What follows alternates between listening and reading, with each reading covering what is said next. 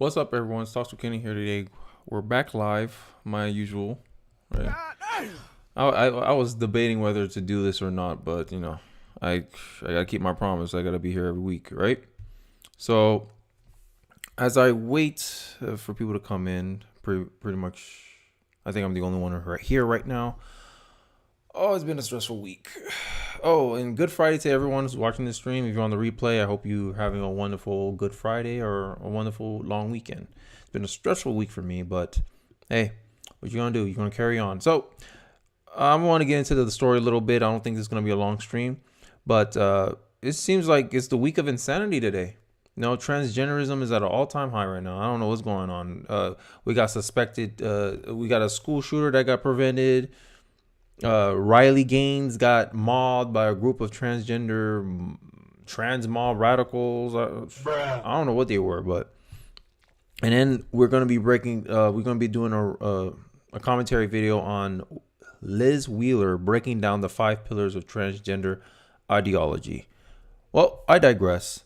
Let's start getting into the story. So, first story on the block is transgender suspect with communist manifesto arrested for planning shooting at schools. Thank goodness this person's parents reported him in. Because we would have had another death on our hands about transgenderism yet again. Law enforcement officials in Colorado has arrested a transgender individual with a communist manifesto for allegedly planning a mass shooting at schools and churches in the area. Still don't think this is a hate crime, but hey, mainstream media, the oppressors can never be the oppressed, can never be the oppressors, right? These people are incapable of doing any kind of evil. News of the arrest was made public on Thursday afternoon, but the arrest happened on March 31st, just a few days after a transgender terrorist massacred 6 people, including 3 children, at a private Christian school in Nashville. Crazy, huh? And this kind of gives credence to my last stream that I did when I was talking about how journalism is politicized nowadays, right? They want to try to control what you see, right? And this is why I empower people to do their own research, be their own journalist, right? You can use someone else to guide you or let you tip you off on a story, but at the end of the day, you have to decide, you have to find the information for yourself and see what you think about the situation.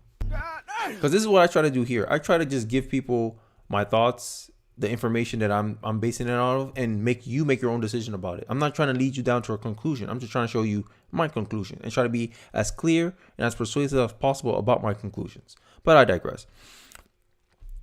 The individual who the Daily Wire is not naming due to company's policies about not giving notoriety to mass killers or those allegedly aspire to commit such atrocities is a biological male who goes by a different female name and uses she, her pronouns, right? The 19-year-old was charged. 19. It's crazy. Like, I don't know. I think it speaks something to our culture that the young people can no longer It's a book. It's a book I read about called Anti-Fragile, and it seems like the culture we grow up in has been calling us participation trophies, been telling us all our lives, oh, you're special, you're this, and the minute you face any type of adversity, these people just crumble. And I don't understand what's going on. And I honestly, I think it's a mental health issue, but at the same time, I just think it's in conditioning. We're conditioning our young people not to be resilient anymore, not to take any expectation, any responsibility. But hey, I'll continue the story. Was charged with a criminal attempt to commit murder in the first degree. 2 counts: criminal mischief and menacing and interfering with staff, faculty, or students of educational institutions. The suspect allegedly targeted Timber View Middle School, Prairie Hills Elementary, Pine Creek High School, and other targets were churches.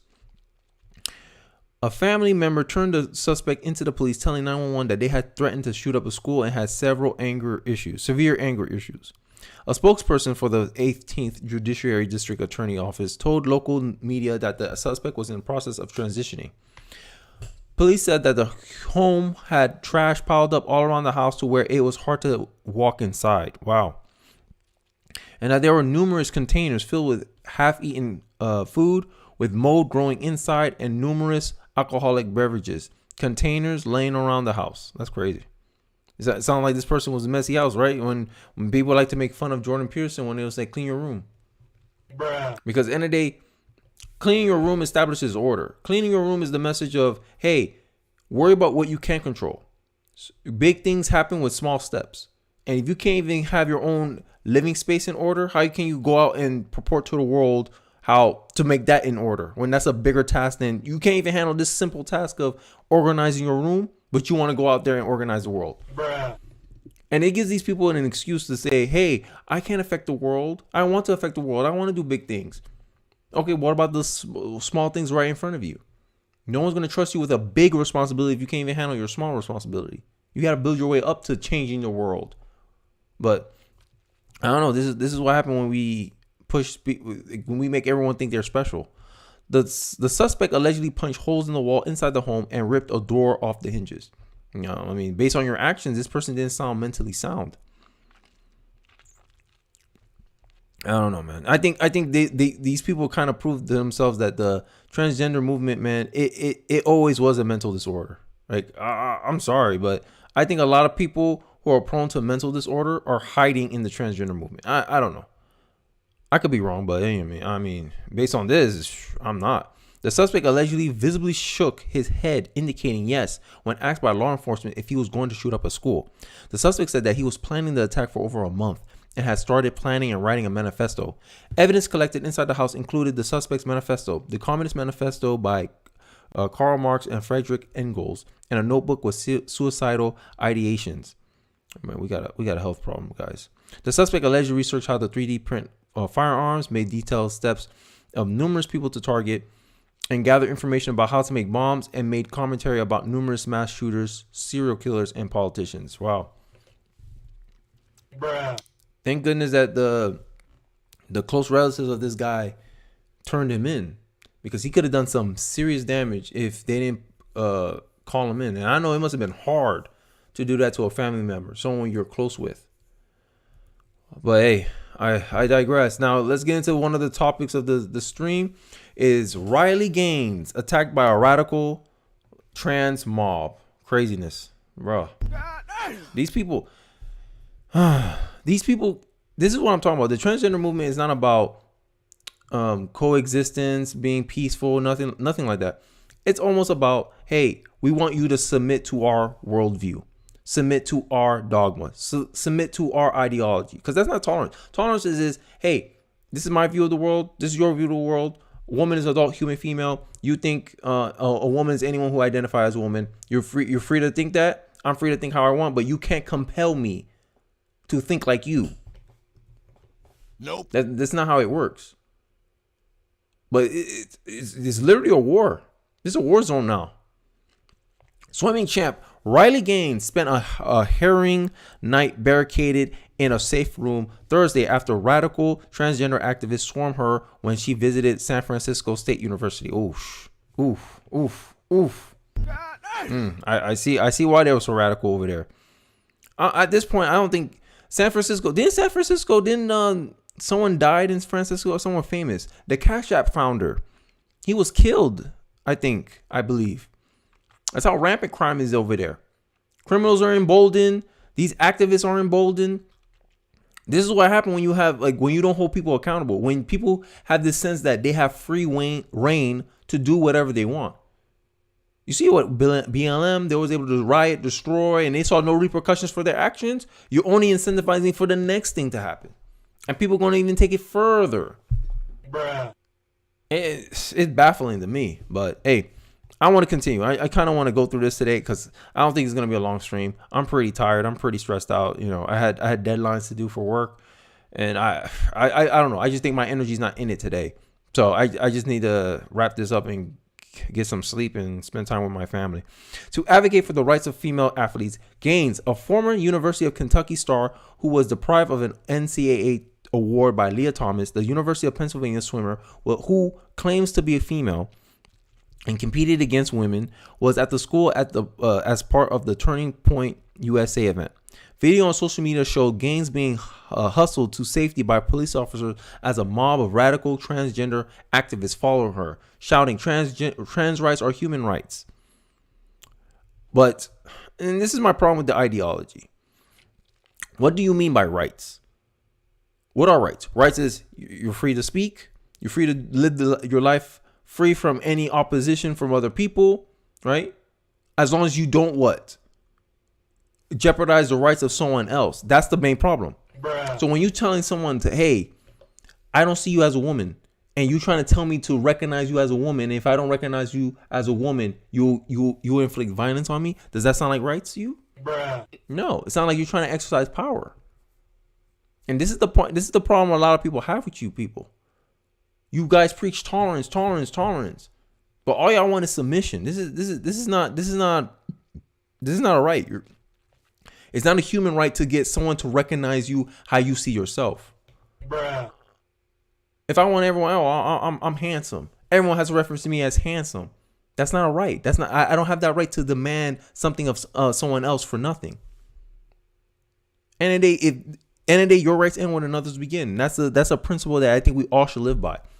That's how you know if you have a right or not. You have a right to express yourself, and someone has a right to respond how they choose to express themselves. You have no control whether someone should do something for you or not. It's an asinine argument. These people, bro. This is what happens when you let the prisoners running the asylum. Hey, asylum. She's right. Gaines tweeted this. This is proof that women need sex protected spaces. Wow. And imagine how she has to change her language now. Still, only further assures me that I'm doing the right thing. When they want you silent, speak louder. Yes, you got to do the opposite. Because if you compel these people to keep going, it's a wrap.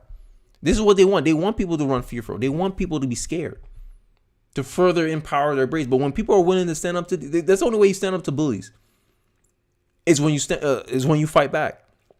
When there's a cost to messing with you. And I applaud her. I know it must have been scary for her. I seen the video. We can watch it a little bit here. I seen the video.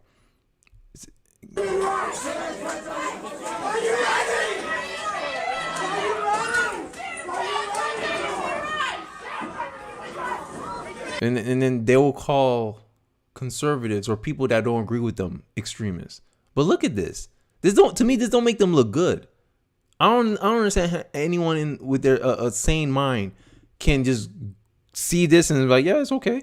Yeah, trans rights are human rights. I don't understand how that is possible. But hey, I digress. Let's get back into it.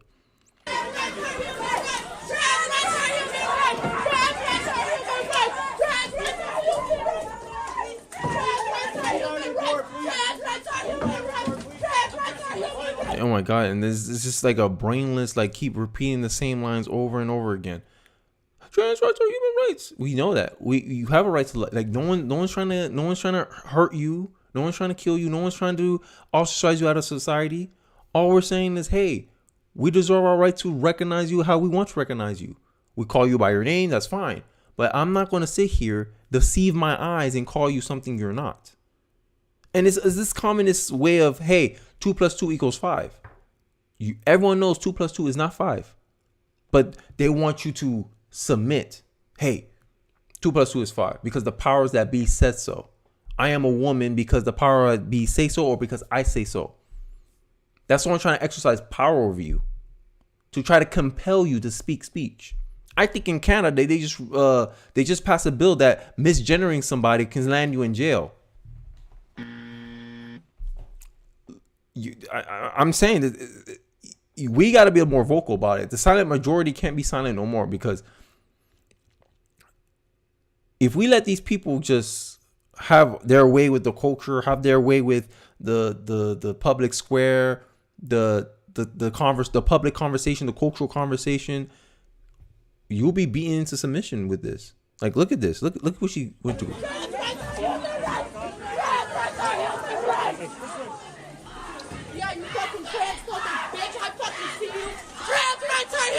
Oh my God, yo, it couldn't be me, man. These people, they're antagonistic, they're annoying. I'm not gonna give this people any airtime, but look at this.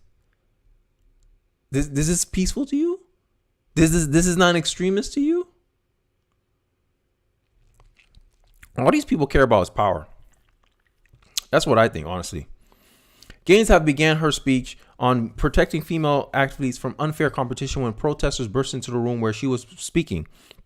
As she was being escorted to safety, she was physically assaulted, she said. I'm okay, but an hour and a half later, I'm still barricaded in a room with ambushers on the outside yelling and threatening violence, Gaines said. As police escorted me out of the event space to my current location, I was hit physically twice by what I presume was a man that only assured me that I was doing the right thing. Wow. It was unclear how long Gaines was barricading the room, but the event began at 7 p.m. local time, and at midnight, police was still dispersing the protesters. Wow. Holding her hostage. Craziness. And here's the tweet. Transgender activists holding Riley Gaines hostage, demanding money in exchange for her safety off of the San Francisco State University. Like, how poor, how broke you have to be as a college student that you want money to release somebody. I thought the reason why y'all was protesting her in the first place was because you believed in something. And now you want to get paid? Bruh. Come on, bro. These people, to me, they're cowards. Because they know if it was just done by themselves, they wouldn't be doing none of this. But they know, I got a mob behind me. Oh, now they feeling bold. Now they want to make demands. Now they want to act all snarky. When I grew up in the hood, people like this, bro, they will get laughed off. Because they know, oh, you only tough when you got your boys around, or you only tough when you got people behind you. But when you by yourself, what you going to do? They don't catch you lacking. Oh, okay. Like, these people, bro. Make her lose her pride. Make her lose her pride. Okay. Tell her to pay us. Tell her to pay us, and then she could go. Come on. I can't even hear them, bro. But this is what we allowed to happen. This is what happened when you coddle youth to the point where they can no longer take people's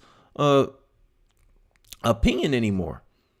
College used to be a place supposedly where you were supposed to debate ideas, where your thinking is supposed to be challenged. Now it seems like a big daycare. That's what it seemed like to me. College is glorified elementary school, where you just send your kids, make them go 6 figures in debt, just so you don't have to deal with them for another 4 years. Honestly, that's what I think. I think college is a scam at this point. If this is what they're producing. This is what they're producing. People who can't take someone not viewing the world the same way as them.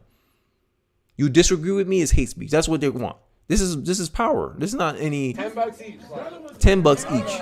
How many people are in there? Because you might get paid for this shit, so we could get paid for it too. Like, craziness. You guys probably seen the video already. Turning Point USA founder Charlie Kirk blasted the protesters behind the ugly event. This is unacceptable at an American college campus, even in San Francisco, Kirk tweeted. Pray for Riley Gaines and for our brave students at SFSU. Gaines agent Ellie Brummer said Gaines will not back down from the mob. Instead of thoughtful discussions tonight at SFSU, Riley was violently accosted, shouted at, physically assaulted, and barricaded in a room by protesters. It is stunning that America in 2023, it is acceptable for biological male students to violently assault a woman for standing up for women's rights. Bramer said in a statement, this will not stop Riley from boldly educating people on the dangers of biological men in women's sports. She will continue to speak the truth against the radical left that no longer understands the difference between men and women. Gaines is an university All-American at the University of Kentucky, a 5-time Southern Conference champion, yada, yada, yada. This is about her accolades. And shout out to Riley Gaines. I know that must have been scary to stand up against people who, for the most part, can't see things differently than you. Like, they can't accept different ideas.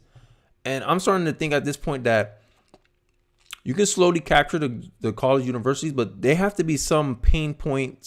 There has to be some accountability here. And the fact that no one got arrested during those protests, that's the most shocking to me. And it made me remember this video I saw of this man. He was not minding his business. All these trans people yelling in his face, yelling at him, cursing at him. And then the trans person hit him, dragged him to the ground, and they ended up fighting. The trans person didn't go to jail. And then in the comment section, people are saying, oh, well, he instigated a fight. What? Bruh. How he instigated it? Oh, because he's wearing a sign that triggered the trans person. So that gives the trans person a right to hit him, assault him. You letting these emotional people run our country to the ground. That, I felt the sign made me feel some type of way, so it justifies me enacting violent action towards another individual. That is not sane to me. I don't understand how people can justify this stuff. But hey, I digress. So here's the main event. So I'm gonna be commenting and reacting to a video with Liz Wheeler. I don't know much about Liz Wheeler. I just know she's a great speaker. I've seen some of her videos before, and she's gonna be breaking down the 5 pillars of transgender ideology. How are you, Jonathan Fields? I thought I was going to be doing this by solo, but I hope you had a good week. Hope you have a great weekend. Happy Easter. And let's get into the video. So this is Liz Wheeler. She's going to be breaking down the 5 pillars of transgender ideology. Let's take a look. I'll give my commentary as usual, and let's dive in. Are the victims, according to the founder of queer theory. 5 pillars. I read the founding document of queer theory, and it led me to this question: what is it exactly that Planned Parenthood and their comprehensive sex education and, you know, these groomer teachers are teaching kids in class about transgender ideology? And they're teaching 5 things. They're teaching that you can be a boy if you want to be a boy, or a girl if you want to be a girl, that there is no gender, it's not binary, it's a spectrum. They teach that gender is not about biology, it's about identity. They teach that sex is different than gender, and they teach that nothing sexual, as long as it is consensual, is wrong or immoral. Those are oh my god. Yep, this is 40 minutes in, I paused, but it's fine. So I want to talk with piggyback on some of the things she said. Oh, thank you, Jonathan Fields. It was a stressful week for me. Work was a little stressful, but hey, we're here now, and I'm glad you're here. I hope, yeah, thank you. I really do appreciate it. I don't want to sorry, I lost your train of thought. So Wheeler, when she was mentioning about how they purport this idea that gender and sex are 2 different things, that is a lie. Like that's honestly a lie. Bruh. Because to me, when you ask the definition of woman, adult, human, female, you're specifying things that you can observe in reality. And an adult, which is the human life cycle, the gender of the sex of the adult, female, right? Adult, human, female, the species, like the language in it itself, it signifies something. And I made this point before in my earlier videos, is that language have a purpose. Language's purpose is to point out in reality what you observe and be able to properly communicate it to another person, right? If everyone can make up their own definition about things, there'll be no point of having language.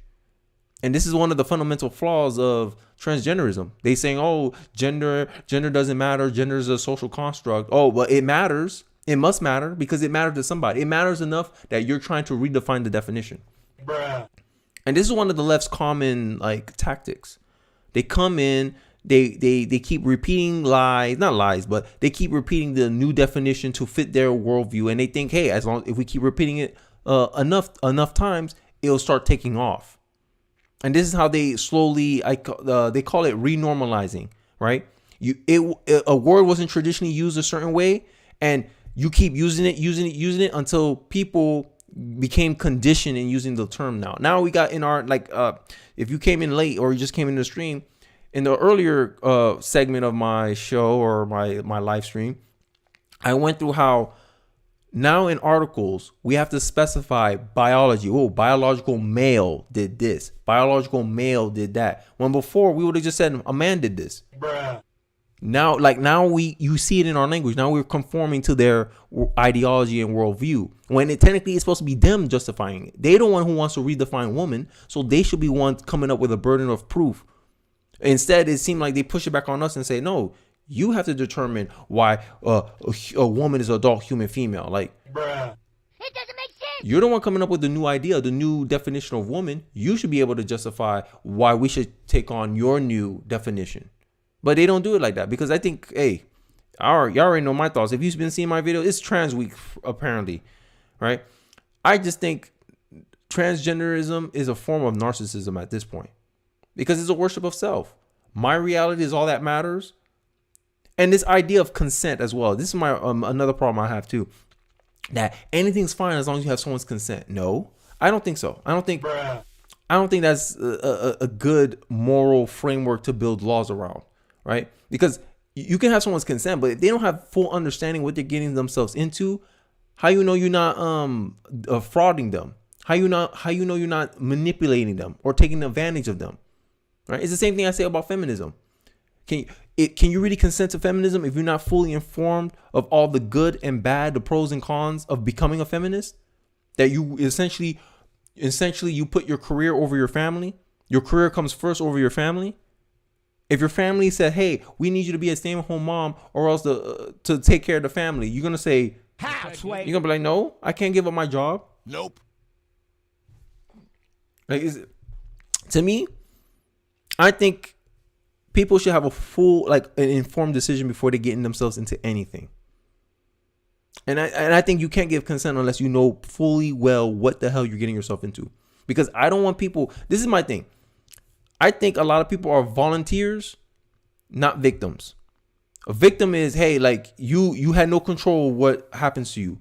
Volunteer, you chose a decision. You chose a path. Like all these feminists that cry later on when they're 40, 35 years old, "Oh, I picked the wrong path. Bruh. Oh, I should have got married at a young age." But you made your pick. People in your life probably, I always see this happen when not growing up. People in their lives say, "Hey, you're gonna want kids one day. You're gonna want this." I don't want any kids because you're young. You still think you have time. But when you're 35, your circumstances will be different. And that's all I'm trying to say. Circumstances can change. And when you change your mind and you made a decision that's too late because you didn't want to consider your choices in the long term. Instead, you looked at it as, "Oh, this decision justifies and benefits me right now, so I'm going to go for it," no matter what anyone says. It's the arrogance of youth, right? They say the youth is wasted on the young. It's because when you're young, you think you're invincible. And then when you get older, you find out you're actually vulnerable. Bruh.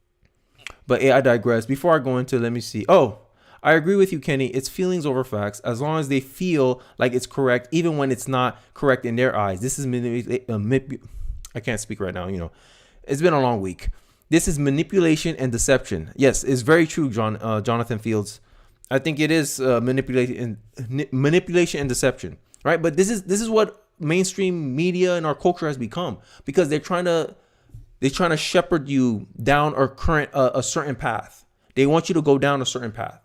And if putting you down a certain path and you knowing, oh, this inconvenient truth about transgenderism, oh, let's not tell them about that. Let's just keep them on the pro, right? No idea is 100% perfect. No idea has all upside. There's always an upside and a downside. And you as the individual have to value what your priorities lie. And whatever fits you as the individual. This is why I say there's no one size fit all solution for everybody. The most I can do is, hey, I give you clarity. I give you my position. I clarify my position. And then you make up the decision on your own, right? I'm not here to lead people down a certain conclusion about things. I'm just saying, here's the information. This is what I think. You make your choices. You make your mind about what I said. Or you had a counter argument. Let me know in the comment section, right?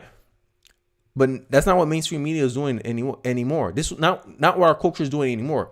Culture wants you to follow trends.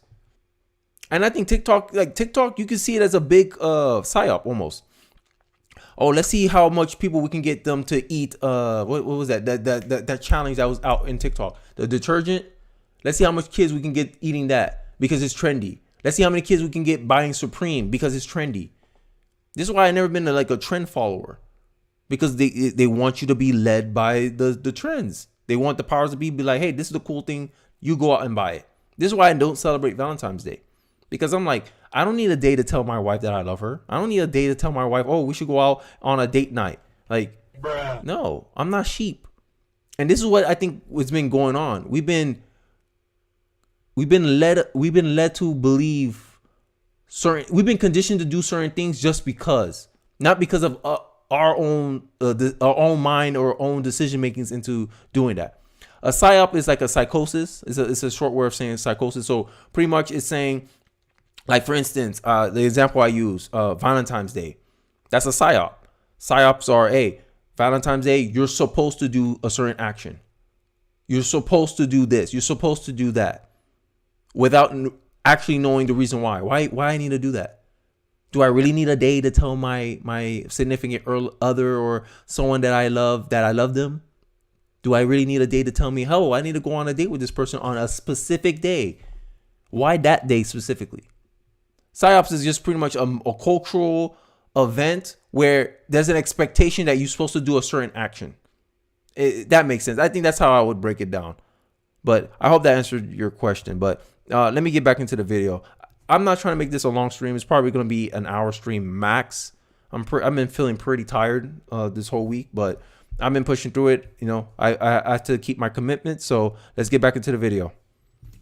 There are 5 basic things. Well, what I found when I read queer theory is these are the 5 elements. These are the principles of queer theory. You can think of it like critical race theory. So in school, when critical race theory is taught to kids, it's not taught from an academic philosophical sense. It's not taught, this is critical race theory and this is what the theory teaches. The principles of critical race theory, whether it's white privilege or white fragility, they are taught as truth. They are not identified as critical race theory. So those elements, white fragility, white privilege, they are. And that's one of my problems with the transgender ideology. And this is why I think it operates more like a religion than actual like fact. Because there's a thing, Feynman technique is like, hey, if you test your theory in reality and your theory is always proven wrong, then you must accept your theory is wrong. But now these people, nope, they'll double down on their ideas. Oh, I don't care how many times Matt Walsh debunks my assumption that I am a woman. I'm still a woman because other people said so. Bruh. Because my feeling says so. Bruh. And this is how we got here. Right? I'm glad you have been, Kenny. You are a real one and you're doing a great job. I appreciate your videos. I appreciate that, Jonathan Fields. I appreciate that. People like you, the support I get, it keeps me going, you know? And sometimes the hate gets me going too. Like every time I get a negative comment, I'm like, okay, I know what video I'm going to do next. But yeah, discipline is freedom, right? Like the meek shall inherit the earth, right? And to me, meek don't mean humble. It means consistent. So as long as I'm consistent, I'm sure the results will follow, right? So, I lost my train of thought. This is what happens when I try to talk and then go back into the video. But I digress. Let's get back into the video. The foundational underpinning is critical race theory. That's the same thing with queer theory. So what's being taught to children in school, the foundational underpinning is queer theory. Queer theory, it's not taught like this is queer. And here's the funny part about queer theory. This whole idea of transgenderism relies on an idea that started in the 1970s. When our definition, the traditional definition of woman, has been around for centuries because it was a function of language, right? So, hey, Grime Metals, bro. I think this is your first live stream here. Let me see what I can hit you with. How you doing? Oh my gosh. Okay, I did it again. Bruh. No, it's not your fault, guys. This is why I like live streams, man. I love communicating with you guys. You guys are fun. You guys are fun to talk to. So, I'm trying to get back to my idea. So, queer theory. You're going to tell me an idea that's only been around for 40 years while our definition of woman has been around since the start of human history. Come on. Like, if from a conservative perspective, conservatives, we like tradition. We like durable ideas. What's the more durable idea? Adult human female as a definition, or a woman? A woman is someone who identifies as a woman. Bruh. Like, come on. Time-tested ideas, they're durable for a reason. Oh, that's an old idea. Oh, that song's old. Well, if you're still hearing it and it's an old song, that means it's a good song. Bruh. It's a good idea. And in my view, most new ideas are bad. 80-20 rule. 80% of new ideas that come out are bad ideas. Bruh. This is why you need conservatism. This is why conservatism, there's those memes. It's true. Conservatism, what conservatism say conserves? Liberalism. Because if liberalism, long week, guys. If liberalism, oh my God, I'm out of it today. The liberal democracy, fuck it. I'm gonna switch it. If conservatives save liberals because if liberals were allowed to do run amok and do all their new crazy ideas, society will just lead itself into Sodom and Gomorrah and destroy itself because it has no foundation. Conservatism is pretty much preventing society from going backwards. But liberalism, they're like, oh, we're gonna try all these new ideas. Oh, we changed as human beings. Now they're pushing for segregation again. Bruh. We need black affinity spaces for black folks. Bro, isn't that segregation? Nope. No, it's not segregation. It's a space to protect black people from white people. Yeah, but that sounds like segregation. No. Nope. They go, yo, come on. It doesn't make sense. Like, end of the day, I don't care about your intentions. I care about the result. The result is the same. And this is why I'm so baffled by all this idea. I'm like, yo, y'all just renaming bad stuff that was in the past. Oh, it's not segregation. We just want to respect people's space. I don't understand, man. It's these word games we all playing out here. But I digress. Let me go into it. Before I go into it, let me look at your comments, because you guys are I see movement over here. What do you think will happen if transgenderism keep going at its rate now? What do I think will happen?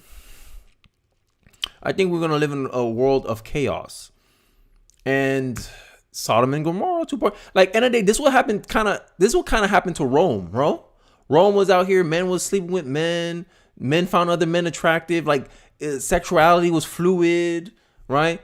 Dudes were cheating on their wives. Like, it becomes when humans end up, it's the weak man create hard times argument. When there's no real threats to really threaten the existence of human beings, we tend to be our own we tend to undo our own situation. We tend to destroy ourselves. You know, they say the greatest enemy is you. The biggest obstacle in your life is you. It's true. And that's what happened to Rome. Rome was doing all this nonsense stuff, fluid sexuality, playing with reality, thinking they're gods, and then the barbarians outside the gate, they're like, oh, these people out here sleeping with each other. Oh, these people out here, man on man, woman on woman, man on child. Oh, they doing some dumb stuff. They getting distracted over here. Go over there and take over your city, and boom, Rome falls. Bruh. This is what's gonna happen, I think. Oh, hell, hey, love watching your videos in the morning as I work. Can't remember how I found you. I know it was a bigger channel that recommended you. Keep putting your thoughts out there. You're going to keep growing. Respect the grind. Appreciate it, Grinds Metals. Appreciate it. Exactly. They want to be segregated but complain when they are. It's weird. You get it, man. Thanks. I appreciate the support, guys. And another thing, yeah, it's another concept that I said, that a lot of these people who complain about segregation, they'll use that very same segregation that they push for to say racism exists. Bruh. And I just think it's mainly because people who think like this, people who are in this victim mindset, they just want an alibi. They don't want any accomplishments, because if they actually accomplish something, that means they have to work for it. And they don't want to do no work. Nope. These people don't want to work. These people just want to sit here and complain. You do what they say, they're going to ask for more. This is why I don't want no one to get reparations, because I know they're just going to ask for more. They're going to get reparations, right? This is how it's going to go. They're going to get reparations. They get reparations. They blow it. All you have to do is look at the lottery. Bruh. All you have to do, look at the lottery and see the percentage of people who are still rich or still have their money a year after they won the lottery. They squander it. And once they squander it, they're going to come back for more. They say, well, the legacy of slavery made me spend all this $5 million. No, you squandered it. Bruh. Because at the end of the day, you didn't build any businesses. You don't have any skills. You don't have any knowledge. What you going to do? All you know how to do is spend money. How you spend $100 will tell me how you'll spend $1 million. It doesn't matter. The only thing that changes is the percentages. If you spend 95% of your money, it don't matter how big your money is. You're going to find a way to spend 95% of your money. Bruh. Skills and habits. But people don't want to focus on that. They just want to use their skin color as an alibi. And this is why I rather focus on the individual. I rather focus on the humans, like people. That's why I put my voice out there. Hey, I'm trying to focus on the individual, the person. Because at the end of the day, I believe your internal decision making has more impact on your life than any external factor. It don't matter if I run into, let's say I went to a racist organization. Let's say I work for a racist company. They don't hire me. They don't want to promote me. They give me the lowest pay. If I have the knowledge, skill, and experience, I'll just move to a company that's not a racist company. And boom, I'm going to have more money. I'm going to be in a better position, right? Because I made the decision. Because at the end of the day, I can't control what happens to me. I can't control what other people do. But I can control how I respond. And that's how I've always been. But I've been rambling too much. Let's get back into the video. theory, and this is what queer theory teaches, these elements and principles are taught as if they're truth. They're taught as if they're real. The author of the founding document of queer theory is a lesbian by the name of Gail Rubin, who started, by the way, fun fact, a lesbian BDSM club. She called this notion that you can be a boy if you want to be. There is no gender binary. It's not about biology. She called this sex essentialism. Well, rather, she said her ideas were a rejection of sex essentialism, which is the reality that gender is biologically ordained. And then... You know, she made me remember this point that I heard in one of these videos I watched about transgenderism, right? And when you do transgenderism, feminism gave birth to transgenderism because feminists were mad at the fact that, they thought gender was a social construct, and that a woman is not simply a person that gives birth. They try to actualize women into saying, feminism can never truly flourish unless we remove children, like the expectation that women should have children, right? That was one of the arguments that feminism have. And now you see it coming full circle. Now these transgender, you got Dylan Mulvaney out here prancing around in Nike leggings, telling women, hey, you should buy this. Now he's taking over women's spaces. It's almost like they want us to be like blobs. There's nothing differentiating us. Men or women are the same. It's like feminism. And I think this is my main point about feminism. Feminism is based on a false assumption. Feminism only assumed that everything is social. Everything was socially engineered. Men are stronger than women because, men been socialized to be stronger than women. Feminists will actually believe that argument. But then when you put, what about reality? Look how many times you play male sports and you get smacked. The 16-year-old boys team in high school can beat your women's national global championship, world champions in soccer, and then getting smoked by 16-year-old college high school kids. Oh shit! I appreciate the super chat.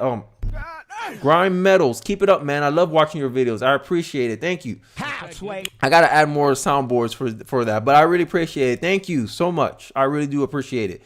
And let me read let me read some comments before I jump back into the video.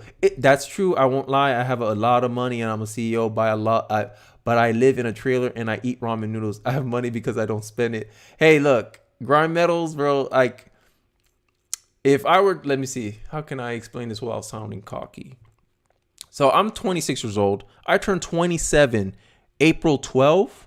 Yeah, my birthday's next week, and I make about six figures. I think I work in the tech field, and based on my age at 26 years old, I make more money than like 97% of kids, people my age. So I know, I know. So, hey, I understand what you're saying. I understand what you feel, because I'm not materialistic at all. I'm a minimalist at best. Like me and my wife, we live below our means. But I mean, I try to be financially responsible. Maybe I get your level one day, Grimes Metals. Maybe one day. But I appreciate the support, Grimes Metals. I really do appreciate the super chat. Thanks, man. You don't know how much that made brighten my week. My week's been really stressful at work. I had to meet deadlines, man. Deadlines were stressful this week. But I appreciate the support. Thank you so much. So let me see. I keep spreading the truth. It will end. That's really good. Yeah, it is really good. But I've been working in my job for 6 years, so that's to be expected, right? 6 years of experience, like who wouldn't pay you that much? I've been working in my field since I was 21 years old. So this is I'm not trying to be giving career advice out here, but this is one of the fallacies that our culture taught us as Americans, is that when you're young, you're supposed to take your time figuring out your life. And I'm like, well, you're kind of wasting time, because how I understood it was the younger you are, the more likely companies are to take chances on you, right? If I'm 20, let's say I'm 20 years old and I'm saying, hey, I'm getting into a job and I'm doing entry level stuff, that's more tolerable than if I'm 30 years old trying to get into an entry level job. People are going to look at you when you're 30 and be like, bruh, what you been doing for 10 years? Why are you just now getting into corporate America?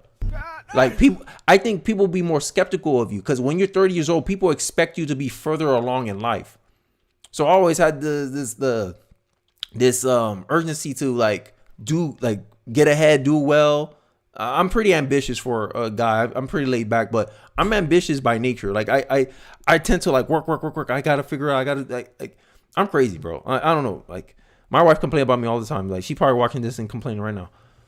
Cause I promise it's gonna be an hour and it looks like I might be going over that. But I digress. Oh, Jonathan Fields, I was just about to get into the video, but I appreciate the super chat. Thank you so much. Don't give up. Don't give in, Kenny. Your channel will grow and so will you. Proud of you. Appreciate the support, Jonathan Fields. I really do appreciate it. Right? I have an art degree and it's absolutely useless. I only became successful when I just started my own thing. Yeah, I only got a 2-year degree, I think, because, oh man, I'm about to give my life story right now. Bruh. This turned into a life story. But how I did it was I had I have a 2-year degree in computer science. And during my junior year, when I was graduating from my junior college, I got an internship at a company. I'm not going to say who because I'm not trying to dox myself, right? I got an internship at the company. I interned there for 6 months, and then I was able to pitch myself to get an entry, like a junior level job because I was interested in getting job experience. Then I was fighting because I was then I transferred to a 4-year university, and I was working full time and doing school. And I was stressed out like I am right now because I'm doing my job and YouTube now. But back then when I was getting started, I was doing this full-time job and school. And the things I was learning in my 3rd year in computer science, whatever, I was already doing those things in my job. So I was like, yo, something got to give here because I'm dying. I'm driving. I come out of work. I drive an hour back fighting Miami traffic because back then I lived in Miami before I moved to Central Florida. And I was stressed. I was like, what the? Something got to give. And then I found out we were expecting my first son. And I was like, okay, now I got school. I got my full-time job where I'm living, like me and my wife, at that time, we were already moved out, living on our own. And then I got my son to balance. Oh my God, bro. I was like, something got to give. And I made a decision to drop out of school because I was like, yo, I got the job experience already. I don't really need to finish college. And this is how I graduate. I didn't graduate. This is how I didn't end up with any student loan debt because I did the junior college route. Then I went the 4-year degree route, but I already had the job. And then I had to prove to myself that I can get a job somewhere else. And this is how I got to my position where I'm at now. So this is not mean to be like a flex, but I relate. I'm just saying I relate to you, Grimes Metals, about the arts degree. Like, this is why I'm not a big fan of college, right? And Charlie Kirk's book, I have it here. It's called The College Scam. That book articulates everything that's wrong with college, right? Because at the end of the day, college artificially became a gatekeeper to opportunities for people. Especially as a minority person like myself, like black men, we're the least educated people in America, bro. Right? And that's why I push a lot of people to do the trades. Like, find a trade, do IT certifications. Like those things give you a better return than going 6 figures into debt for what? For a college degree. And most people I think that goes to college, they go to college just to get a pat on the back from their family members saying, oh, you did it. You got it. It's just a status thing at the end of the day. It's not anything practical. If you looked at it from a practical perspective, and I think this is why a lot of men are not going to college as well, because they're looking at it like, look at the cost of a degree versus what job I'm gonna get. There's no way this is feasible. Like, it doesn't make financial sense to go into 6-figure in debt for an art degree when the job's only paying me $40K a year. Like, facts. This is why college is a scam. I that's what I think, right? Because at least it's fraudulent because they say you're gonna get all these opportunities for getting this piece of paper to getting this stamp of approval, and then when you go through it, you find out there's not as much opportunities, or you're starting out at the bottom like everyone else. So I mean, I digress, right? I have an arts degree. I hear you. It's rough to try to do 2 full-time jobs. I try to do the YouTube thing with my business, but it turned into like maybe 1 video every 3 months. It's rough, Kenny, but you are legit and are an inspiration. It's great to see what you have done. Trades are the future for America. We need hard infrastructure. Yep. Grimes Metal. I'm here having a conversation with you guys, but I love it. Grimes Metal, the trades, if you look at the workforce, the trades have the oldest workforce currently. Like, they're due to retire any moment now, and we don't have enough young people coming in to replace these people. Bruh. So I'm saying there's a lot of opportunities there. Right now, I don't know too much about the trades like that, but I can see an opportunity, and that's a skill I think a lot of young people need to have, to recognize opportunity. Like, because I think that's how I got to where I was. I was able to recognize opportunity. Hey, a 6-month internship at this credit card company, and I can work on my job field here. Let me take it. And then I turned it into something else, and then that turned into something else, right? Being able to recognize opportunity is a profitable skill.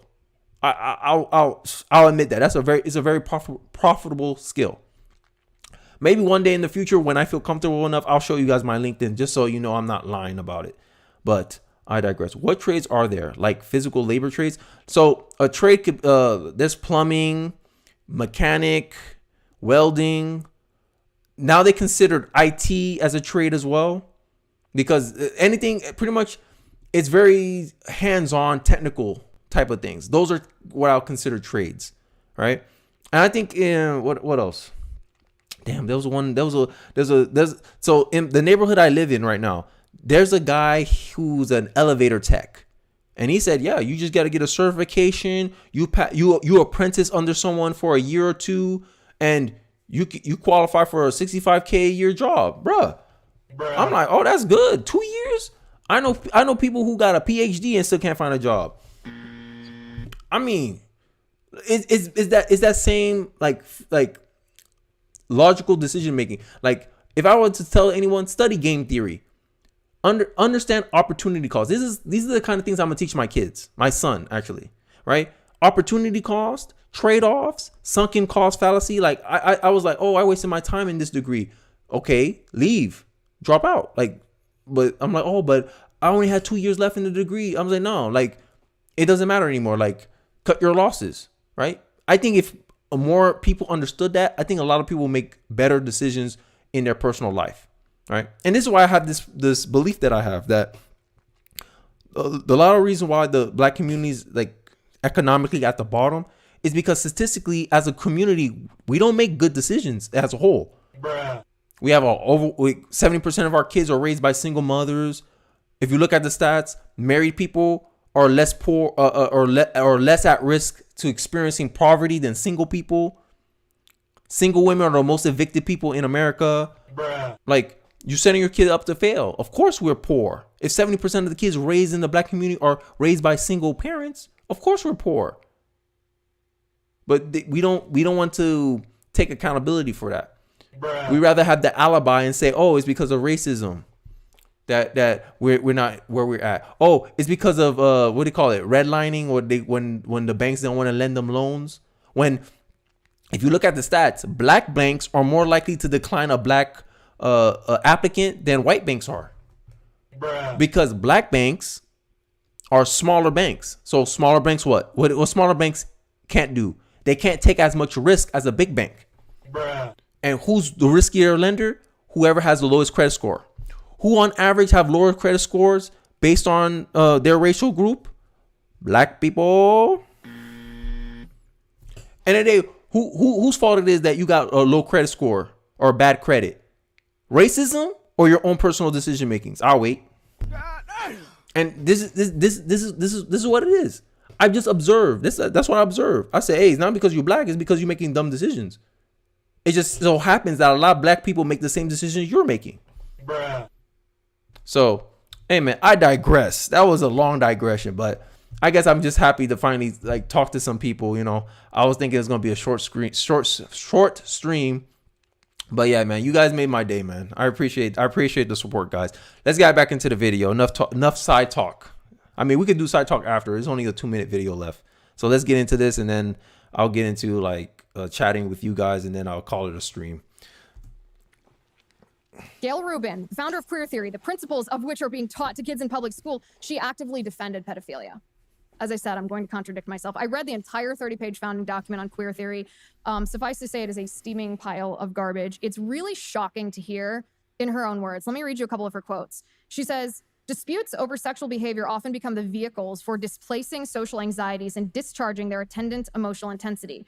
Consequently, sexuality should be treated with special respect in times of great social stress. Sex, she says, is always political. Okay, sex is always political. So there we have the weaponization of children. Then she says, the notion that sex per se is harmful to the young has been chiseled into extensive social and legal structures designed to insulate minors from sexual knowledge and experience. As a parent, objection! I object wholeheartedly. And this is one of the core tenets of transgenderism, and I like to point out, is that they're after the innocence of our kids. They want to pervert them, or I don't know what it is. But you seen, I forgot his name. There's this Desmond, I think his name is Desmond. This 13-year-old guy, the 13-year-old kid who dressed like a woman, he pranced around and a lot of gay men throw money at him. Yeah, that guy, that kid. Bruh. They want to pervert our kids. And that's a game I don't play. You ain't taking my son's innocence. My son only got, 10 years, 11 years max? This is why my kid ain't gonna have no social media. He ain't gonna be exposed to all this stuff. I'm sheltering him from a lot of this stuff. Now, I'm gonna educate him about this stuff and say, hey, look, there's some people out here who think they're men. There's women that think they're men, and there's men that think they're women. Daddy, they're crazy. Hey, look, man, people believe what they want, but you're gonna know the truth. This is the reality. They can never be women. They only can be men. When they die and they dig up their bones, they gonna see, oh, that was a man. So, amen. I just wanted to say that because it seems like this is why they're so mad, especially here. I live in Florida. You know, I got Ron DeSantis. You know, Florida's where woke comes to die. You know. They don't like the fact that we're pushing back or we're trying to insulate our kids from this stuff because they know their ideology has no future. Because at the end of the day, this transgenderism stuff, if they couldn't push it on your kids, it dies with them. Bruh. So this is why I'm saying I'm a big proponent of homeschooling. And especially what's been going on lately with these transgender shooters coming out. Not even transgender shooters, sorry. I don't mean to marginalize them, but I just mean school shooters in general. I'm like, no, I don't want to play that game with my kid. Now, I live in Florida. I feel pretty safe putting my kid in any education system in Florida except public school. But I believe that homeschooling your kids during their formative years, their first at least 8 years of life, will make them heavily resistant to a lot of this stuff. Because the reason why they want to get to your kids young, and I forgot where I found this at. I think it was Jonathan Haidt who mentioned this. Is some scientist, but he mentioned how under the age of 7, your children is subconsciously recording everything subconsciously. Like they're filling up their subconscious with information, right? And essentially, your kid is building up his operating system around that time. I know I use a technical term, but essentially, it's building his mental frame of mind at an unconscious level. So they want to teach your kid this at 7 years old, saying, "Oh, men can be women," so that way they're more prone to these ideas when they get older. And I think this is the main reason why they want to educate these kids, or they want to purport this idea that there's trans kids. This is why, to me, any kid that come out as trans in some level or at some level or in some way, he was influenced by someone else. That's why I don't think a kid will ever come to the conclusion that he's a girl on his own. He got it from somewhere. Bruh. And it backs it up. Where the Jonathan Haidt guy backs it up. When your kid's under 7 years old, they unconsciously just pick things up. This is why when you start cursing around your kid start cursing too. Because he's picking it up from you. Bruh. So you got to watch what you're saying. And this is why they keep coming for the kids, man. And I believe in school choice. I believe in alternative schooling.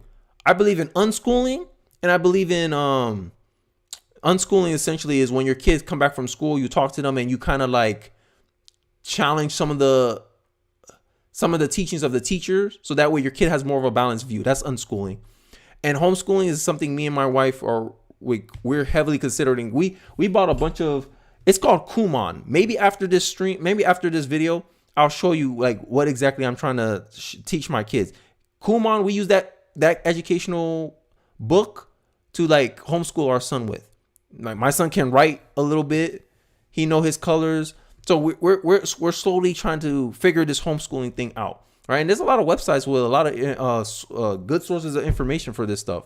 Like I'm taking this seriously, man, because I don't want these unproven ideas to be taught to my child. CRT, hey, they're all in the same category to me. Hey, if you've been on this channel, you know how I feel about CRT. You know I think it's garbage. That's just me. Any idea that teaches me that based on how I was born, I'm at a disadvantage, it's folly to me. It's garbage to me. Because then you can't explain how I got successful. How I was able to do all this. How I was able to do that. How I was able to own a house at 26 years old with my wife. How I was able to do all, like, you won't be able to explain it. How come LeBron James is a millionaire and you're not a millionaire? Y'all both black. What's the difference between him? Oh, he got a skill. Oh, he's good at something that people are willing to pay him millions and millions and millions of dollars for. Okay, what are you good at? But people don't want that. They want their alibi. Oh no, it's racism. The white man can't get off my neck. That's why I can't be successful. If someone told me who's more likely to experience racism, LeBron James or an average black man, I'm gonna say LeBron James, because when the racists attack someone who's wealthy, when the racists attack the wealthy black man, not the poor black man, I'm just saying, because the poor black man, you like, oh, you meet what he thinks of you. Oh, you're inferior to me. The rich black man's like, oh, you're richer than me? Oh no, I expect him to get more hate. I expect LeBron James to get more racist attacks. But you telling me an average Joe black man on the streets getting attacked by some racists? Come on. I don't believe that. I mean, it could happen. Like, end of the day, racism exists. I agree. Racism exists, but only at a personal level. I don't believe in no institutional racism, no systematic racism, no legacy of slavery, none of that. But people be mad. But hey, I digress. Let me see the chats before I go. I agree, Kenny. Yes, 100. Look what they did to Jazz Jennings. Oh yeah, sad story. I heard about that. That poor boy never had a chance. His mother should be in jail. Hey, I agree. Round Tut. I believe that's how. I hope I said your name right. There was another story about the guy. I forgot his name. I learned about him from What Is a Woman. The John Money guy. He did the experiment on the two twin boys, and they end up living as a girl. The other one lived as a boy, and later on, he ended up killing himself in 2003. I believe. I forgot his name. Same story, similar story.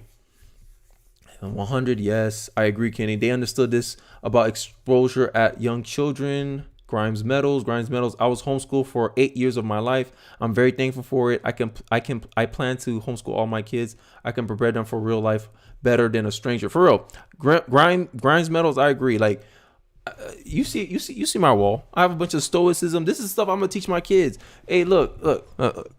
We often suffer. We often more frightened than hurt, and we suffer more from imagination than from reality. That's something I'm teaching my son, bro. I'm like, when he's crying about something. Oh, the coach don't like me. You suffering from imagination or you suffering from reality? Pick, son. Oh, you're not playing good. Okay, why not? Why you don't practice harder? You want to sit on the couch, not practice, not do anything, but you expect playing time. You expect to be better than other people when while you sitting on the couch eating Cheetos, the other kid that's actually getting playing time is practicing, working on his game. Those are the kind of things I'm gonna tell my son. I'm gonna tell my son that you have power over your own mind, not outside events. If you realize where you have control and where you don't have control, you stop worrying about a lot of stuff. Like, I don't have controls about what comments you guys are gonna say on here. I only have control what's gonna come out of my mouth. That's it, and that's what I worry about. I only worry about what's going on with my family. That's what I worry about. I don't worry about what some person think about me. Some person could think, oh, Kenny, you're dumb, you're ignorant, you're this. Okay, but the results speak for my results speak for itself. The results speak for itself. That's objective. That's what I worry about. What I can control, my input. All right, Grimes Metals, appreciate the support. Thanks for coming out. I hope to catch the rest of your stream later, but it's been awesome, bro. Thanks, Grimes Metal. I hope you enjoyed. Tell your fiance I said hello, and I hope you guys have a great weekend. Awesome, Jonathan. That's a great idea, Grimes. I don't have children, but when I do, I plan on homeschooling them as well. And not even homeschooling, Jonathan Fields. You could try to find a school that teaches a curriculum that you believe in, right? And that's one thing we also thinking about too. Was looking at some private schools, and that's how I found this Christian school nearby that had a public safety officer, an armed public safety officer, by the way. I mean, like, yo, I'll say, oh, I'm gonna feel safe putting my kid in this school if we ever decide to go. So, you know, you have options now, and especially if we can push the school choice stuff out there, it'll be more affordable. Private school will be more affordable, and hopefully education will be better, because a lot of money we spend on the education system and we still ain't getting good results. Like, there's no correlation that if you spend more money on education, the quality of the education is going to increase, because we've been spending more and more money over the span of 50 years in public school, and public school is we're still doing bad in school. All you have to do is look up a video ask Gen Z about this, and you see they're gonna fail. I'm just saying, if public school worked, where's the results to back it up? All we hear is excuses from the public school teachers and the public school system and the teachers unions. Oh, we need more money. Throwing more money at public school is like throwing money into a fire. I'm just saying, that's what the results show to me, because public school has no results backing them up, and administration take up a lot of money. You're a superintendent of education, and you making money more than the president of the United States, possibly. I'm just saying. Definitely. Jonathan Fields says definitely. Also, Kenny, I am getting ready for sleep, and I'm really happy I tuned in. The talks you do really help. Same with Vince Dow. You guys are awesome, and I thank you. Appreciate it, Jonathan Fields. Have a good night. Sleep tight. Have a great weekend. I appreciate you for showing up to the stream. Hope to catch you on the replay, man. Good night. Okay, guys, let me get into it, because I want to go to sleep too, and I got 2 minutes left in this video, so I'm gonna get into it. So first, sex is political. Now she's defending the sexualization of children. And then we get into the really creepy stuff. She says, although the Supreme Court has also ruled that it is a constitutional right to possess obscene materials for private use, some child pornography laws prohibit even the private possession of any sexual material. Good night, Jonathan Fields. Appreciate it. Involving minors. The laws produced by the child porn panic are ill-conceived, she said, and misdirected. They represent far-reaching alterations in the regulation of sexual behavior and abrogate important sexual civil liberties. Okay, so now possessing material that depicts the sexual torture of toddlers is a civil right, according to this. Wow. Wow. Hey. I don't know. I don't have enough of it. But when I hear people who think that transgenderism is to push us so that we could begin accepting the P word, it rhymes with redo files. When they want us to start accepting redo files, this is where people be like, yo, I think transgenderism, this is the goal. This is why they're after their kids. This is why they keep trying to say, oh, trans kids exist. Trans kids are real. Oh, they came to this conclusion on their own. If you put a kid in a forest by himself, he'll never come out and say, I'm a boy when they're a girl. That will never happen. These ideas come from adults. Someone introduced this idea to your kid. If your kid starts talking about, oh, I'm a boy and he's a girl, or she's a girl and she said, I think I'm a boy, mom. Someone's been talking to your kid. And the minute you remove them from that environment, I bet that behavior stops. That's my argument. Hey, man, I digress. There's too many. To me, kids are because anyone who has kids, they'll understand that kids, they're very biological. Like, they're very nature based when they're young like that. Like, you see your kids' nature when they're really young. And as they get older, once they're old enough to comprehend social environments and social stimulus and social interactions, then you see how they operate in society and see what influences them, what doesn't. But when a young kid comes to you and say, oh, I think I'm a girl, mom. And you're like, no, you're a boy. Who told you this? Ideas like, oh, on your sheet, oh, what's your pronoun? You open up a premise where, hey, you can challenge your definition of your gender. You can challenge that. And then they go, oh, I can? And kids are very imaginative, very creative. Who wants to be a boring boy? Like, the kids want to be different. And this was Jordan Peterson's main argument too, is that a lot of these transgender people, when they talk about genders at a spectrum, he said they probably conflating personality traits or temperaments with gender. Because he said you could be a man, but you can have a feminine temperance. That's fine, but you're still a man. That's reality. Socially that's the temperament Jordan Peterson is talking about. And I think that's what it is. I think a lot of people are conflating temperance, like your personality type, with actual gender. And they think, oh, based on how I feel, there needs to be a gender for it. No, gender is supposed to expose something that's in reality. How I know you're a female? You have certain parts. You have an XY chromosome. You have an identifier where I can tag you specifically to that gender. But the fact that we want to politicize science now, and we have all these scientists trying to come out and be like, oh, there's 3 genders, there's 5 genders, there's an infinite amount of genders we have yet to discover. Bruh. No, there's only 2 genders.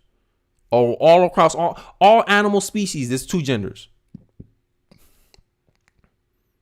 I don't know, man. I think only first world people can afford to speculate if there's more than 2 genders. I'm just saying. That's all I'm saying. Let me get it back into the video. This woman. She said hardly anyone noticed as they swept through Congress and state legislatures, with the exception of the North American Man-Boy Love Association and American Civil Liberties Union. No one raised a peep of protest. The North American Man-Boy Love Association is the lobbying arm of pedophiles. Wow. It is a group of pedophiles. So I never seen this video. How I knew this? I'm sorry, bro. If you're someone who think you're someone else, hey, you can think what you want about yourself. That's subjective. I think pretty highly about myself when in reality I may not be that special. But hey, all it matters is I think that about myself. I don't need anyone else to validate for me. And that's the problem I have with the transgender people.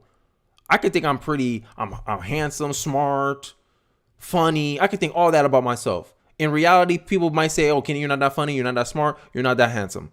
Bruh. But it don't matter. Because I think that way about myself. I don't need anyone outside validation to validate that for me. Because at the end of the day, I know what I can control and I know what I can't control. And I can't control other people's opinion of me or other people's perception of me. But these transgender people think it's all right for them to control your perception of them. When that's impossible. You can't do that. That's not in your rights. Because your rights begin with the other end. If you had to go out and force somebody to go against what they believe to appease you, you violating someone's right. That's not freedom. But hey, they'll never see it this way because they always see themselves as the victim, and their feelings take precedent over everyone else's feelings. I'm telling you, look, I keep making tie-ins and it keeps going right back to a source. It keeps all leading me back to a certain conclusion. Transgenderism is based on narcissism. I stand on that. I digress. Let's wrap up the video. She said it's harder for most people to sympathize with actual boy lovers. Like communists and homosexuals in the 1950s, boy lovers are so stigmatized that it's difficult to find defenders for their civil liberties, let alone for their erotic orientation. Consequently, she said the police have feasted on them, local police, the FBI, watchdog postal inspectors. No parent will ever allow you to get anywhere near their children. Like this is the one thing with the redophiles don't understand is that end of the day, the kids are not old enough or experienced enough to actually understand the world enough to give consent. This is why we have an age restriction on consent. Like I said, consent can't be the only reason why something is justified as wrong, because someone can give you their consent but not be fully informed about what they're getting themselves into, and that's a child. Bruh. At the end of the day, like I said, if someone has responsibility over you, they have authority over you. And since I'm responsible for my son, I have authority over my son. And based on my understanding, I'll never let a redophile anywhere near my son. And this is where the delusion ends. This is why they keep trying to pressure parents into believing this nonsense, into backing down, into accepting that the child knows more about life than them. So that way, when the child say, hey, I want to go with this man, the parents will let them. These people are betting on parents to take a back seat in raising their kids, not me. I'm not doing that. I'm not taking a back seat to raising my kid. And I hope a lot of Americans understand that as well, because that's what they want. Evil men can do nothing if strong man stands up. But it relies on the fact that if strong men are not willing to stand up, then evil can do anything it wants. Bruh. And this is what these redophiles are trying to do. I don't know if I can say the redophile, the thing that rhymes with redophile. I don't know if I can say it on YouTube or whatever, but you guys know what I'm talking about. But hey, I digress. Let's finish up the video. Have joined to build a huge apparatus whose sole aim is to wipe out the community of men who love underage youth. Can you imagine being so disgusting that you would describe a criminal pedophile as a community of men who love underage youth? In 20 years, she said, when some of the smoke is cleared, it will be much easier to show that these men have been the victims of a savage and undeserved witch hunt. A lot of people, she says, will be embarrassed by their collaboration with this persecution, but it will be too late to do much good for these men who have spent their lives in prison. Guys, the pedophiles are the victims, according to the founder of Queer. Queer theory, bro. Gender theory. The ideology where you're perceived as a victim because people do not want to accept you for who you are or who you think you are, and that they don't go along with your view of the world. That's queer theory. Bruh. That you think gender don't matter, or gender is a social construct. And I'm like, I don't know how woman is a social construct when it, in its definition, it points out stuff in reality. I don't know how that works. Bruh. These people want to make this a language game, linguistic arguments, word games. They want you to argue the world of words instead of the world of reality. If you live in the world of reality, you'll understand that, hey, what's the purpose of language? Purpose of language is to communicate an idea to another individual. For you to properly communicate an idea to another individual, you and the other individual must have a shared understanding of definitions. Bruh. And if there's a mismatch of definitions, you hash that out before the conversation can continue. But if you're sitting here saying a woman can be anyone who identifies themselves as a woman, and I'm like, no, woman has a function for me. Woman is not something that I name something. Because this is the argument it turns into. Oh, you name it something, I can name it something different. No, this is not a car.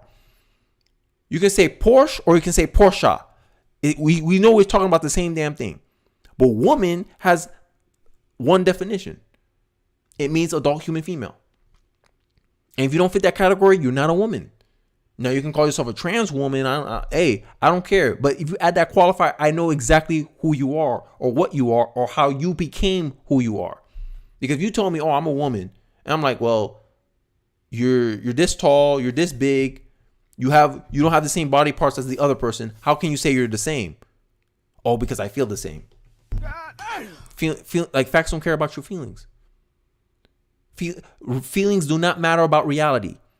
I don't care how much I feel about me being in this room and think, hey, I could run through this wall. There's no wall. There's no wall in front of me. I could run right through here and go outside of my house. The reality gonna make itself known that there's a wall in front of me. And when I fall on my face, I'm gonna feel that reality. And this is what happens to a lot of transgender folks that goes to their gender reassignment surgery. They do all the surgery, they do all this work, and they figure out, damn, why do I have to keep putting this stick up my you know what to keep my wound open? Because my body keeps trying to heal it because it thinks it's a wound. When these women don't have to do that. I did all this work to look just like them, but I'm still different. I'm still shown to see that I'm not like them. And you don't think that's the reason why they still have a high suicide ideation? Bruh. You can be like this to the world all you want. But reality makes itself known and it makes itself obvious. Like I said, I'm going to repeat this again in the stream. If you test a theory in reality and reality show you your theory is wrong, you must accept that your theory is wrong. Not double down and try to make us believe you are who you think you are. No, you have to prove who you are to the world. That's objective. Proof is objective. And feelings cannot be proven. Because at the end of the day, feelings is just as imaginary as your belief in yourself. Like, end of the day, people can't see it. Only you can see it. When you have a vision about the future, only you can see it. But you have to take steps to reach that future. But you have to understand that probability, it happens within a confined setting, environment, rules. And you work within those confines. Humans can't fly. You must accept that rule and do the best you can with the cards you are dealt, right? But people don't want to look this way. They want something to blame. They want to blame society for their something's wrong with society that humans can't fly. And you want to burn down society until humans can fly, bruh. No society's like, if you want to criticize America, say, oh, America's not a good country because this, that, shoot. Show me a country that is a good country. Show me a country that is perfect. Because compared to perfect, all the good countries are falling short. But as a realist, you understand, as someone who observes reality, as someone who understands human nature and human history, you understand that no one's perfect in this world. And you can't let perfect get in the way of good. And I think that's what's been going on in our culture for too long. People are out here expecting perfection when perfection is unrealistic. Bruh. Impossible to have, impossible to achieve. But they want to judge their country. They want to judge the world based on that perfection, on their perceived version of perfection. Bruh. Hey man, I had enough rants for today. Let's finish the last 10 seconds and then I'll wrap it up with my final thoughts. Queer theory. Oh, it's done. That was done. That was it, man. Appreciate you guys watching to the end of the video. Don't forget to like the stream. Any last super chats or anyone who wants to speak, forever hold your peace. But yeah, that was the whole transgender week that's been going on. The insanity that's been going on. You got transgender ambassadors for bikinis, for sports leggings.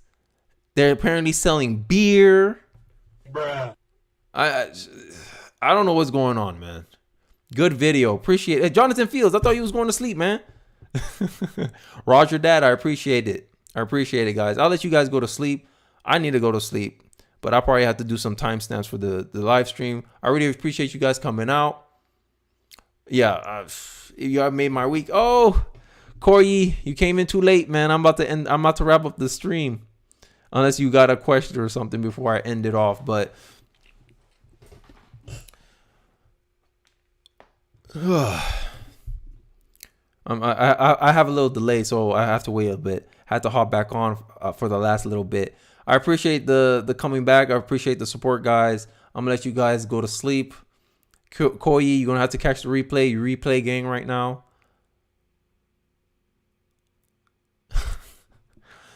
Okay, guys, I'm gonna drop off right here. I appreciate you guys. Thanks for all you've done. Hope everyone has a happy Easter, a great weekend, and I'll see you guys next week. Peace.